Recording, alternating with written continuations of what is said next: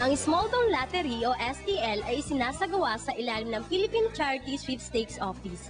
Layunin nitong makalikom ng pera para sa mga lokal na proyekto ng pamahalaan. Dito sa Occidental Mindoro, mayroon ng 7,000 sales agents o kabo.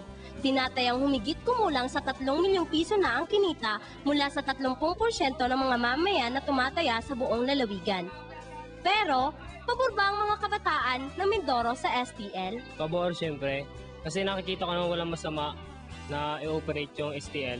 Tapos nakikita ko naman na natutulungan nila yung ating kababayan ng mga walang trabaho. Hindi ako pabor kasi bakit kailangan pa nating i-ano yung destiny natin dun sa small town lottery.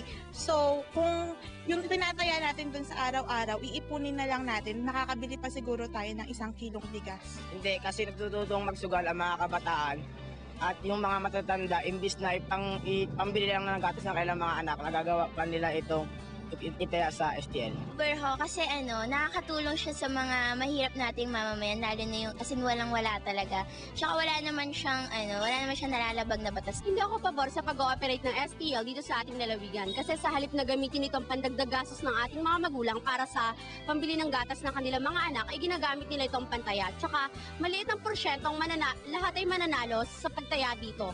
Konti lamang, isa lamang ang pwedeng manalo sa napakadaming taong tumataya dito. Pabor ako dito. Kung isasaalang-alang natin ang kikitain o ang pangkabuhayan ng mga mamamayan dito sa Mindoro, pangkabuhayan, nung nabuksan ng Small Town Lottery, nagkaroon ng pag-asa ang mga tambay, yung mga matatanda nating kababayan na makapagtrabaho bilang kobrador ng kanilang ng STL.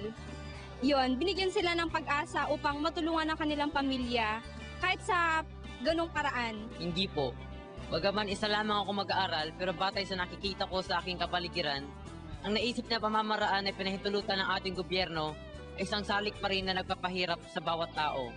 Dahil sa kakaunting kitang salapi, sa kanilang pagtatrabaho ay ginagamit sa pagpapakasakali na sila ay uunlad at tatanggap na malaking halaga balang araw. Pero ang katotohanan, tangkilikin mo man hindi ito, uunlad ka kung sipag at tiyaga ang gagamitin mo sa iyong buhay. Kayo! Ano sa tingin nyo?